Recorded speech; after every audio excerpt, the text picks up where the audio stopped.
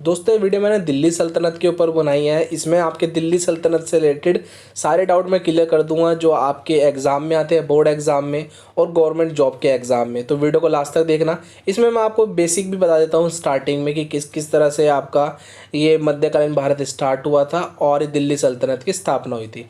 तो दोस्तों गुप्ता काल के बाद, गुप्ता काल के ऊपर मैंने वीडियो बना रखी है, प्राचीन भारत के ऊपर सारी वीडियो मैंने बना रखी है, डिस्क्रिप्शन में लिंक है, आप जाके देख सकते हैं। तो सबसे पहले भारत के अंदर मोहम्मद बिन कासिम आए थे जो विदेशी आक्रमणकारी थे मुस्लिम में, ठीक है। उनके बाद आए थे अलबगीन, फिर आए थे महमूद गजनवी। महमूद गजनवी 17 बार भारत पर आक्रमण करा था। उनके बाद आए थे महमूद गोरी। फिर महमूद गोरी के बाद जो थे वो थे गुलाम वंश। तो गुलाम वंश से ही असली दिल्ली सल्तनत का स्टार्टिंग होती है। इससे पहले जो भी आए थे ये केवल यहाँ पर भारत के अंदर लूटमार करने आए थे और केवल इनका मकसद राज करने का नहीं था, ये केवल भारत को लूटना चाहते थे, क्योंकि उस ज़माने में गुप्ता काल के बाद भारत को सोने की चिड़िया बोला गया था। ठीक है, देख लेते हैं गुलाम वंश की जो स्थापना हुई थी 1206 में से 1290 तक ये इनका राज रहा था। तो इसमें कुतुबुद्दीन ऐबक सबसे पहले थे। तो गुलाम वंश के जो संस्थापक थे वो थे कुतुबुद्दीन ऐबक। तो महमूद गोरी के ये गुलाम थे। इनके बाद इनके गुलाम थे इल्तुमिश, वो इनके क्या नाम दामाद भी बने। इसके बाद फिर जो जो अगली सल्तनत रही वो रही रजिया सुल्तान, वो इल्तुमिश की बेटी थी। और जो आखिरी शासक थे वो थे बलबन, ये याद रखना है। इसके पतन के बाद खिलजी वंश आया 1290 से 1320 तक। जलालुद्दीन खिलजी सबसे पहले संस्थापक थे इसके। फिर आए अलाउद्दीन खिलजी। अलाउद्दीन खिलजी सबसे इम्पोर्टेंट है। सबसे लास्ट के थे जो वो थे मुबारक शाह खिलजी। उसके बाद आपका 1320 से 1414 तक तुगलक वंश की स्थापना हुई। तो इसमें गयासुद्दीन तुगलक, फिर उनके बाद मोहम्मद बिन तुगलक, फिर फिरोज शाह तुगलक और आखिरी के थे नसरुद्दीन मोहम्मद तुगलक, ठीक है। फिर सैयद वंश 1414 से 1451 ईस्वी तक, इसमें खिज खा थे। फिर मुबारक शाह है इनके बाद। फिर बाद में आते हैं लोधी वंश जो 1451 से 1526 तक रहे। तो सबसे पहले संस्थापक थे इनके बहलोल लोधी, फिर सिकंदर शाह लोधी, फिर इब्राहिम शाह लोधी, ठीक है, ये याद रखना आपको। तो जो सबसे आखिरी में जिससे लड़ाई हुई थी वो थे इब्राहिम शाह लोधी, जिसकी बाबर के साथ लड़ाई हुई थी और बाबर ने इनको हरा के ही मुगल साम्राज्य की स्थापना की थी। तो देखते हैं इनके क्वेश्चंस। तो क्वेश्चन नंबर पहला है, भारत पर पहला मुस्लिम आक्रमणकारी कौन था? इसका आंसर है मोहम्मद बिन कासिम। बहुत इंपॉर्टेंट क्वेश्चन है। तो क्वेश्चन नंबर 2 है, गैर मुस्लिमों पर पहली बार जजिया कर लगाने वाला मुस्लिम शासक? उसका आंसर भी मोहम्मद बिन कासिम। तो ये याद रखना है कि जजिया कर लगाने वाला कौन था, वो था मोहम्मद बिन कासिम। जजिया कर क्या होता था? ये हिंदुओं और बुद्धिस्टों पे लगने वाला ऐसा कर था कि जब भी वो तीर्थ यात्रा करने जाते थे तो उसका उनको कर देना पड़ता था उस शासक को। तो इसको हटाने वाला कौन था? वो था अकबर। ये याद रखना है कि जजिया कर को लगाने वाला था मोहम्मद बिन कासिम और हटाने वाला कौन था? वो था अकबर। क्वेश्चन नंबर 3 है, पहला तुर्क मुस्लिम आक्रमणकारी कौन था? तो ये था महमूद गजनवी, जिसने भारत पर 17 बार आक्रमण किया था। तो इसने भारत पर आक्रमण क्यों किया था? क्योंकि इसको पता था भारत उस ज़माने में सोने की चिड़िया माना जाता था। तो उस समय भारत बहुत धनी था, तो इसलिए इसने भारत पर आक्रमण किया था 17 बार। तो इसने सोमनाथ का जो मंदिर था उसको पूरी तरह से लूट लिया था। सोमनाथ का मंदिर है दोस्तों गुजरात के अंदर, ये भी याद रख लेना कि सोमनाथ का मंदिर कहाँ पर है? गुजरात के अंदर। तो इसने उसको लूट लिया था। उसमें बड़े बड़े जो खाने थे, मतलब कैद खाने से थे, उसमें सोना भरा हुआ था। तो इसने सब कुछ लूट लिया था। क्वेश्चन नंबर 4 है, दिल्ली सल्तनत पर शासन करने वाले कितने वंश थे? तो इसमें 5 वंश थे। पहला था गुलाम वंश 1206 से 1290 तक। फिर आया खिलजी वंश 1290 से 320 तक। फिर आया तुगलक वंश 1320 से 1414 तक। फिर आया सैयद वंश 1414 से 1451 तक। फिर आया लोधी वंश 1451 से 1526 तक, ठीक है, याद रखना है आपको। क्वेश्चन नंबर 5 है, दिल्ली सल्तनत की दरबारी भाषा क्या थी? तो दिल्ली सल्तनत की दरबारी भाषा थी फारसी। ये जो भाषा थी ये सेम भाषा आपकी मुगल साम्राज्य की भी थी, ये भी याद रख लेना। कुतुब मीनार के निर्माण कार्य को किसने पूरा किया? तो कुतुब मीनार के निर्माण कार्य को पूरा किया था इल्तुमिश ने। देखिए 1206 से 1210 के बीच में कुतुबुद्दीन ऐबक ने राज किया था, मतलब उन्होंने 4 साल केवल केवल 4 साल ही वो गद्दी पे बैठे रहे थे। तो उस ज़माने में उन्होंने जो कुतुब मीनार थी उसकी स्टार्टिंग तो कर दी थी, तो उसको जो ख़त्म किया था, उसका निर्माण जो पूर्ण करा था वो इल्तुतमिश ने किया था। अब कुतुब मीनार बनाई क्यों गई थी ये भी जान लीजिए। देखिए अब आप देखिए, आप हर चीज़ का डिटेलिंग निकालेंगे पढ़ने के लिए तो तभी आपको समझ में आएगा, क्योंकि एग्ज़ाम के अंदर जो क्वेश्चन आते हैं वो इम्पोर्टेंट घुमा फिरा के आते हैं। आप अपने आप से क्वेश्चन करेंगे कि क्यों बनाई गई थी, किसने बनाई थी, तब जाके आप अच्छे से कर पाएंगे और पेपर में अच्छे नंबर ला पाएंगे। तो आपको अपने आप से क्वेश्चन पूछने हैं, तो इसलिए मैं आपको इसमें बता रहा हूँ कुतुब मीनार इसलिए बनाई गई थी।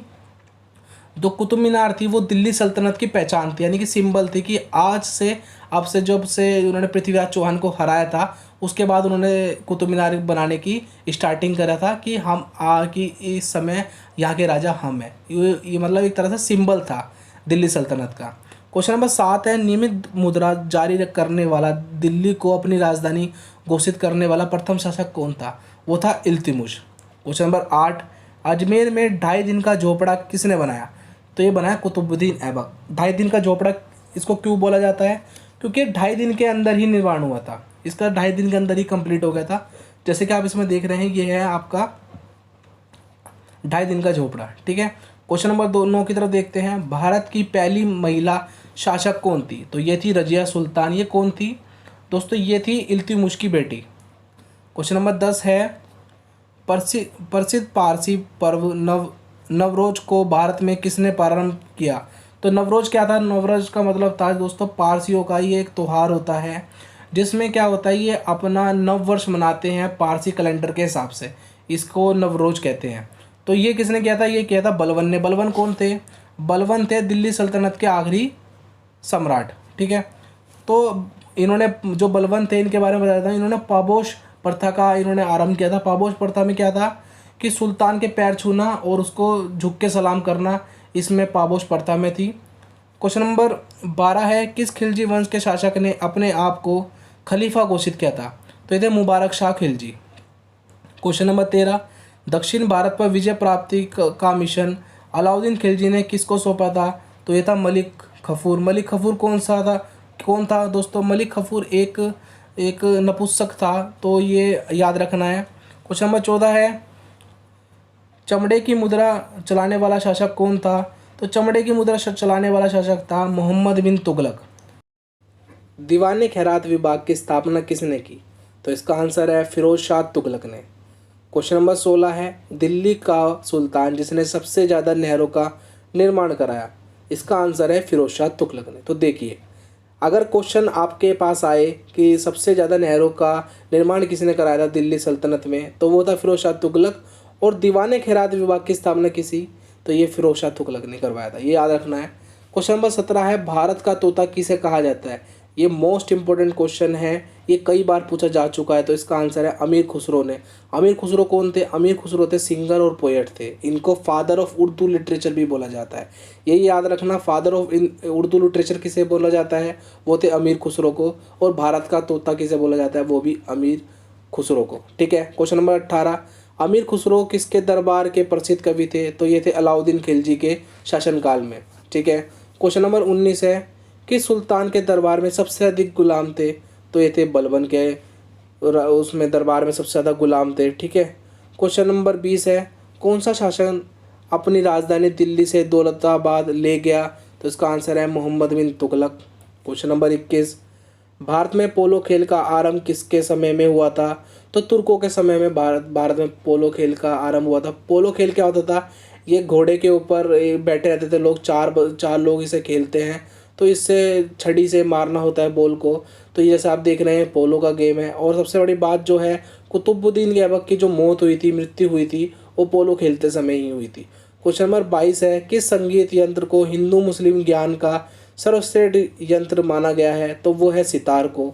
क्वेश्चन नंबर 23, भारत की प्रथम महिला शासक कौन थी? तो ये याद रखना है, भारत की प्रथम महिला शासक थी रजिया सुल्तान, जो इल्तुतमिश की बेटी थी, ठीक है। क्वेश्चन नंबर 24 है, तुगलक वंश की स्थापना किसने की थी? तो ये था गयासुद्दीन तुगलक ने। क्वेश्चन नंबर 25, तुगलाबाद की नगर की स्थापना किसने की थी? तो ये भी था गयासुद्दीन तुगलक ने की थी। क्वेश्चन नंबर 26 है, सैयद वंश का संस्थापक कौन था? तो इसका नाम था खिज खां। क्वेश्चन नंबर 27, लोधी वंश का संस्थापक कौन था? तो ये था बहलोल खान लोधी। याद रखना है आपको, जितने भी ये वंश हुए हैं, सैयद वंश, लोधी वंश, तुगलक वंश या फिर गुलाम वंश, इनके आपको संस्थापक और इनके अंतिम शासक को अच्छे से याद करना है। पेपर में ये आते ही आते हैं। क्वेश्चन नंबर 28 है, आगरा नगर की स्थापना किसने की थी? तो ये था सिकंदर शाह लोधी ने। ठीक है। क्वेश्चन नंबर 29 है, लोधी वंश का अंतिम शासक कौन था? तो ये था इब्राहिम लोधी। इब्राहिम लोधी से लड़ा था बाबर ने, और 1526 में पानीपत की लड़ाई हुई थी, बैटल ऑफ पानीपत कहा जाता है जिसे। तो लोधी को हरा दिया था, इमरान लोधी को हरा दिया था बाबर ने, और मुगल साम्राज्य की स्थापना की थी। क्वेश्चन नंबर 30, दिल्ली सल्तनत में सबसे लंबा शासनकाल किस शासक का रहा है? तो ये रहा है आपका बहलोल लोधी। तो इन्होंने कितने साल राज किया था? इन्होंने 38 साल राज किया था। तो 1451 से 1489 तक इन्होंने राज किया था, 38 साल इन्होंने राज किया था। देखते हैं अगला क्वेश्चन, कीर्ति स्तंभ का निर्माण राणा कुंभा ने किस क्षेत्र पर विजय के उपलक्ष्य में करवाया था? तो मालवा का जो क्षेत्र था इन्होंने जीता था, इसके उपलक्ष्य में इन्होंने कीर्ति स्तंभ का निर्माण कराया था। तो ये कीर्ति स्तंभ है, जैसे आप इसमें देख रहे हैं स्क्रीन के ऊपर। क्वेश्चन नंबर 32 है, दिल्ली सल्तनत के किस शासन ने खुद को पैगंबर का वंशज कहा? तो ये ध्यान रखना है, खिज खां ने जो अपने आप को पैगंबर का वंशज कहा था। और ये खिज खां कौन थे? ये सैयद वंश का संस्थापक था, ये भी याद रखना है आपको। क्वेश्चन नंबर 33 है, तुगलकनामा के रचनाकार कौन थे? तो ये थे अमीर खुसरो। ठीक है। क्वेश्चन नंबर 34 है, तैमूर लंग के किसके शासनकाल में भारत पर आक्रमण किया था? ये था नसरुद्दीन मोहम्मद तुगलक। ठीक है। क्वेश्चन नंबर 35 है, दिल्ली सल्तनत के किस शासक ने चंगेज़ खान के हमले से दिल्ली सल्तनत को बचाया था? तो इसका आंसर है इल्तुतमिश। तो दोस्तों हुआ क्या था, चंगेज़ खान ने पैगाम भेजा था इल्तुतमिश के पास कि जलालुद्दीन जो उसका दुश्मन है उसको पनाह ना दी जाए। तो इसके चलते जलालुद्दीन ने उससे पनाह मांगी थी, तो उसको लेके उसने इल्तुतमिश ने मना कर दिया था। और इसी कारण से जो चंगेज़ खान का जो प्रकोप था वो भारत पे नहीं पड़ा। क्वेश्चन नंबर 36 है, फिरोज शाह कोटला नगर की स्थापना किसने की? तो ये इसका आंसर है फिरोज शाह तुगलक ने। बहुत इंपॉर्टेंट है कि फिरोज शाह कोटला की स्थापना किसने की थी? तो वो था फिरोज शाह तुगलक। क्वेश्चन नंबर 37 है, तराइन का युद्ध कब और किसके बीच में हुआ था? तो तराइन का जो युद्ध था वो 1191 में हुआ था, पृथ्वीराज चौहान व मोहम्मद गोरी के बीच में, जिसमें मोहम्मद गोरी हार गया था। तो प्रथम जो तराइन का युद्ध हुआ था 1191 में, उसमें मोहम्मद गोरी हार गया था, और उस समय पृथ्वीराज चौहान ने उसको बख्श दिया था। और उसके बाद 1192 में फिर आया मोहम्मद गोरी ने, फिर पृथ्वीराज चौहान से लड़ाई करी, और इस समय पे ये मोहम्मद गोरी जीत गया, और इसने पृथ्वीराज चौहान की दोनों आंखें फोड़ दी थी। तो अब ये जो इम्पोर्टेंट है, सबसे इम्पोर्टेंट है इस दिल्ली सल्तनत में तराइन का युद्ध। हर ऐसा कोई भी पेपर नहीं होगा अगर दिल्ली सल्तनत का क्वेश्चन आएगा तराइन का युद्ध नहीं पूछा जाएगा। तो इसको बहुत अच्छे से याद कर ले कि 1191 में ये युद्ध हुआ था। क्वेश्चन नंबर 38 है, गुलामों का गुलाम कौन था? तो इसका आंसर है इल्तुतमिश। वैसे तो गुलाम का जो गुलाम था वो मोहम्मद गोरी का जो गुलाम था वो था कुतुबुद्दीन ऐबक, वह उसका गुलाम था इल्तुतमिश। तो इसमें बोला गया है गुलामों का गुलाम, तो इसका सिंपली मतलब है जो गुलाम था वो था कुतुबुद्दीन, और कुतुबुद्दीन का गुलाम कौन था? वो था इल्तुतमिश। अगर पेपर के अंदर क्वेश्चन आएगा आपको कि गुलामों का गुलाम कौन था, तो आपको आंसर देना है इल्तुतमिश। क्वेश्चन नंबर 39 है, गुलाम वंश का संस्थापक कौन था? तो इसका आंसर है कुतुबुद्दीन ऐबक। क्वेश्चन नंबर 40 है, दिल्ली के किस सुल्तान ने रक्त व लोहे की नीति अपनाई? तो ये था बलबन। तो रक्त एवं लोहे की नीति ये थी कि ये अपने दुश्मनों पर रहम नहीं करता था, उसको हराने के बाद उनकी गर्दन काट दिया जाती थी और उन पर क्रूरता से वार किया जाता था। ये नीति अपनाई गई थी। तो दोस्तों कैसी लगी आपको वीडियो? दोस्तों वीडियो अच्छी लगे तो लाइक कर देना और चैनल को सब्सक्राइब कर देना। इसके रिलेटेड मैंने काफ़ी वीडियो बनाई है, डिस्क्रिप्शन में लिंक है, जाके देख सकते हैं।